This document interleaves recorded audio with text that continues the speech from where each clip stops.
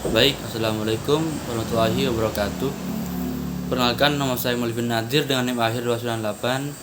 Kali ini saya akan membahas tentang proses pembentukan peraturan perundang-undangan. Yang pertama, Presiden menugaskan Menteri untuk menyiapkan materi tentang peraturan perundang-undangan tersebut.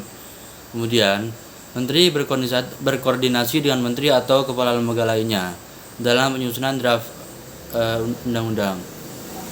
Draft Perpu yang selesai kemudian diserahkan kepada Presiden untuk ditetapkan. Kemudian Menteri harus menyiapkan rancangan undang-undang atau RUU untuk mengesahkan Perpu yang baru ditetapkan. Menteri membentuk tim bersama kementerian dan lembaga-lembaga lain menyiapkan RUU penetapan Perpu. Kemudian pemerintah melakukan harmonisasi RUU dengan peraturan yang sudah ada.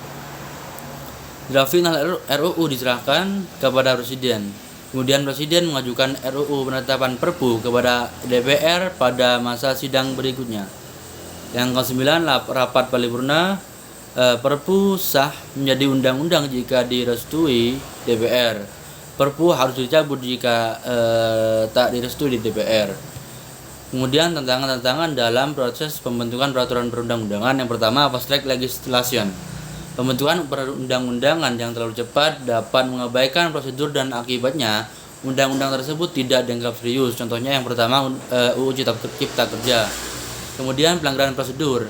Pembentukan undang-undang sering melanggar prosedur seperti ketiadaan koherensi naskah akademik dengan draft RUU yang diusulkan oleh pemerintah atau DPR.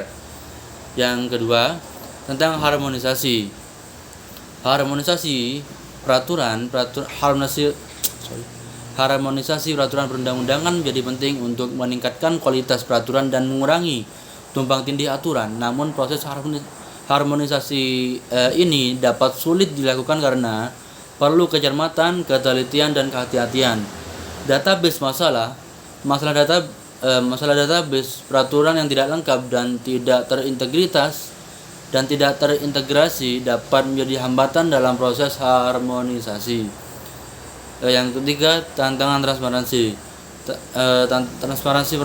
Transparansi dalam proses pembentukan undang-undang harus bersegi dua, yakni transparansi terhadap masyarakat dan proses politik yang terbuka terhadap publik. Politik hukum presiden harus lebih jelas dan dapat diukur dari surat presiden. Kemudian tantangan kualitas peraturan perundang-undangan. Kualitas peraturan perundang-undangan harus memiliki kesepakatan dari isi, metode, substansi, dan mekanisme pembentukan. Namun, kualitas peraturan sering tidak dipertimbangkan dalam proses pembentukan. Yang kelima, tantangan implementasi. Implementasi undang-undang setelah proses pembentukan. Undang-undang yang diterbitkan masih diproses dan diuji materi sehingga implementasinya tidak mudah. Sekian dari saya, kurang lebihnya mohon maaf. Wassalamualaikum warahmatullahi wabarakatuh.